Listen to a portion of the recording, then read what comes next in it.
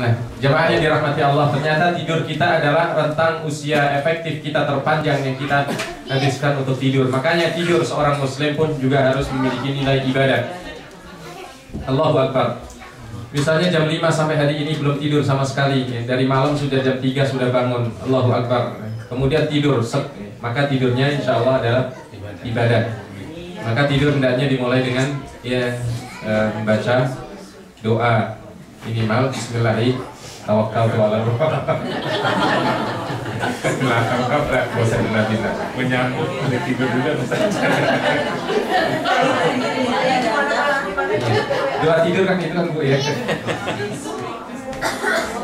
Atau kita serahkan diri kita pada Allah Subhanahu wa taala. Kalau dalam hadis yang diriwayatkan oleh Imam Muslim, Rasul mengajarkan pada kita semuanya, Allahumma inni aslamtu nafsi ilaika. Ya Allah, aku serahkan diriku kepadamu. Wa wajjahtu wajhi ilaika, aku hadapkan wajahku kepadamu ya Allah. Wa alja'tu dhahri ilaika, aku letakkan punggungku untukmu ya Allah. Wa fawwadtu amri ilaika, aku serahkan seluruh urusan hidupku ya Allah kepadamu ya Allah. La manja wa la malja minka illa ilaika.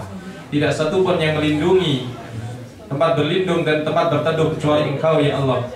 Amantu bika wa bi kitabika alladhi anzalta wa bi rasulika alladhi arsalta wa la haula wa la quwwata illa bika. Kemudian bismillah tawakkaltu 'ala Allah la haula wa la quwwata illa billah. Gimana?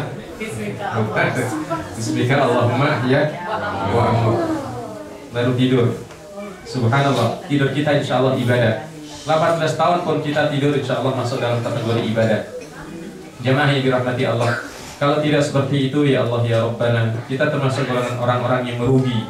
Bagaimana tidak waktu begitu berharga untuk tidur. Lalu untuk istirahat berapa jam? Sudah berapa tadi?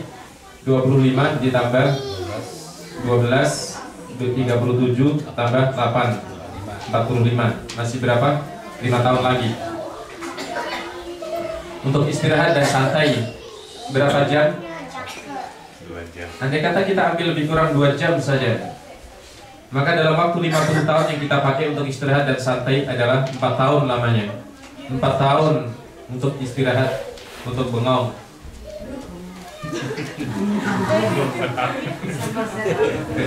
Bengong 4 tahun nih, luar biasa. Bisa kita bayangkan.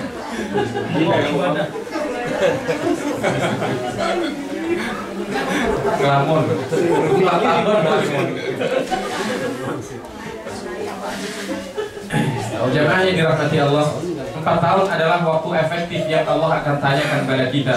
Maka kalau istirahat kita dan santai kita tidak memiliki makna ibadah, Allahu Akbar, kita juga termasuk golongan orang yang Allah tegur pada kita, wal asri innal insana lafi khusr.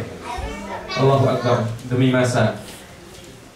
Ingat 5 perkara sebelum 5 perkara. Enggak nyambung. Oh enggak ada. Sehat sebelum sakit, muda sebelum tua, kaya sebelum miskin, lapang sebelum sempit, hidup sebelum mati. Allahu Akbar, jemaah yang dirahmati Allah. 4 tahun.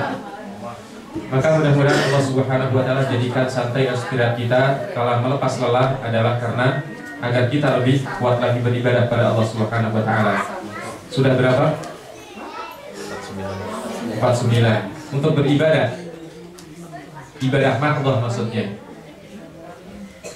Untuk beribadah mahdhah berapa tahun? Berapa jam? Berapa lama? Dan ibadah apa yang paling kita banggakan di hadapan Allah Subhanahu wa taala? Padahal visi misi penciptaan kita adalah beribadah kepada Allah Subhanahu wa taala. Jemaah yang dirahmati Allah, ibadah apa yang paling bisa kita banggakan di hadapan Allah Subhanahu wa taala? Salat memang yang paling menjadi kebanggaan kita. Karena selain salat kayaknya susah untuk diukur. Selain salat susah untuk diukur. Maka sholat yang jadi ukuran kita. Dan kita juga bangga karena memang sholat adalah pahalanya yang paling besar di antara ibadah-ibadah mahdoh. Sholat yang pertama kali dihisab di hadapan Allah, dan sholat adalah juga miftahul jannah, kunci sorga.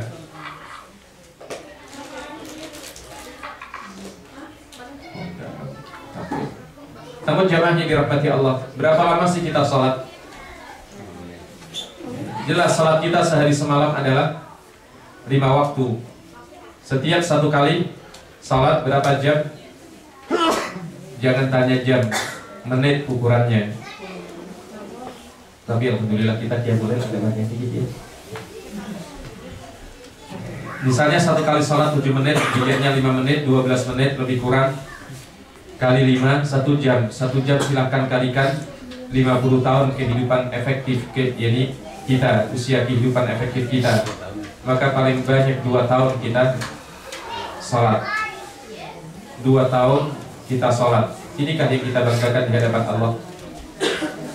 Dari usia kita 65 tahun, efektif 50 tahun, 2 tahun sholat kita. Doa kita setiap hari kepada Allah Subhanahu wa ta'ala apa, Bu? As'aluka ridhaka wal jannah wa na'udzubika min sakhatika wan nar. Ya Allah, aku minta ridhamu, ya Allah, aku minta surgamu, ya Allah, lindungi aku dari siksa api nerakamu, ya Allah. Tapi sholatku, ya Allah, hanya 2 tahun, paling banyak, ya Allah.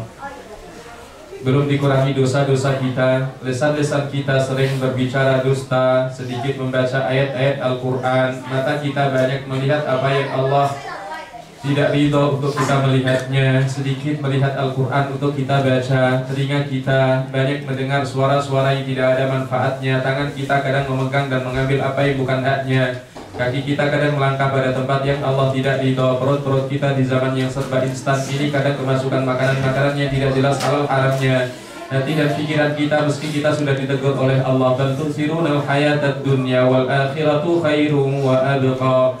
Wahai hambaku, ternyata dalam kehidupan kalian lebih banyak memprioritaskan kehidupan dunia daripada akhirat, sedangkan akhirat lebih baik dan lebih kekal.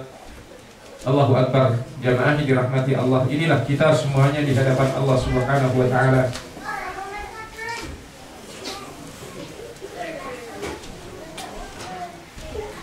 Maka mungkinlah kalimat yang layak untuk kita utarakan di hadapan Allah adalah seperti apa yang pernah dikatakan oleh seorang pujangga Islam yang hidup pada zaman Harun ar-Rasyid, yaitu Abu Nawas. Ya, meski kalau di Indonesia terkenal anekdotnya, Abu Nawas hidupnya seorang yang kaya raya, glamor. Lalu Allah Subhanahu wa ta'ala berikan hidayah, dia bertaubat, menulis bait-bait puisi yang kita sering baca puisinya. Ilahi las tulil firdausi ahla wala aqwa ala naril jahimi. Ilahi, ya Allah, ya Tuhanku, las tulil firdausi ahla, aku tidak layak ya Allah untuk menempati surga Firdaus-Mu ya Allah. Wala aqwa 'alan naril jahimi, tapi aku tidak sanggup ya Allah untuk menderita di neraka jahim-Mu ya Allah. Di surga enggak kuat, enggak layak, di neraka enggak kuat. Maunya gimana, Bu? Surga enggak layak, Bu, kita enggak punya cukup bekal. Karena maksiat kita banyak, dosa kita banyak, syukur kita lemah, taat kita lemah, hidup kita sebentar. Prestasi-prestasi ibadah kita sedikit, kita minta surga. Maka surga nggak pantas, tapi di neraka kita nggak kuat. Maunya di mana? Fahabli taubatan waghfir dzunubi fa innaka ghafirudz dzambil azimi. Ya Allah, ampuni ya Allah, terima taubat kami ya Allah. Dosa-dosa kami terlalu banyak, Engkau Maha Pengampun ya Allah. Ampuni kami ya Allah. Di malam ke-27 ini ya Allah, hamba-hambamu bersimpul di hadapanmu dengan segala salah hilaf dosa kami ya Allah. Engkau Maha Pengampun, Engkau Maha Penerima taubat. Ampuni kami, bukakan kami pintu taubat-Mu ya Allah ya Ghaffar. ya Tawwab, ya Dzal Jalali wal Ikram. Bapak Ibu saudara-saudari yang dirahmati Allah, inilah kita semuanya di hadapan Allah Subhanahu wa taala. Padahal Allahu Akbar, kita akan sebentar lagi tua, dan setelah tua kita akan menuju kepada kematian. Apa yang bisa kita banggakan di hadapan Allah Subhanahu wa taala? Maka itulah Rasul sallallahu alaihi wasallam menyatakan lan yadkhula ahadukum al-jannata bi amalihi. Tidak akan seorang pun masuk surga dari salah seorang kalian dengan amalnya. Sahabat bertanya, wala anta ya Rasulullah, dan tidak engkau juga ya Rasul? Wala ana illa an yataghammadani Allahu bi rahmati. Dan saya juga tidak akan masuk surga dengan amal saya kecuali Allah matikan saya dengan diberikan Allah Subhanahu wa taala rahmatnya. Jamaah yang dirahmati Allah, begitulah terlalu sedikitnya kehidupan kita, amal kita sedikit dan dosa salah begitu banyak. Bagaimana kita masuk surga dengan amal kita? Andai kata digunakan amal-amal kita untuk menebus nikmat Allah Subhanahu wa taala, sungguh belum apa-apanya. Oleh sebab itulah rahmat Allah Subhanahu wa taala semata yang akan menjadikan kita hamba-hamba yang mendapatkan ridho dan surganya. Dan di bulan Ramadan ini Allah Subhanahu wa taala curahkan dan cucurkan rahmatnya kepada kita, hamba-hambanya. Mudah-mudahan di malam hari ini, malam 27 Ramadan ini, kita mampu menggunakannya untuk sebaik-baiknya taqarrub kepada Allah Subhanahu wa taala. Wallahu a'lam. Assalamualaikum warahmatullahi wabarakatuh.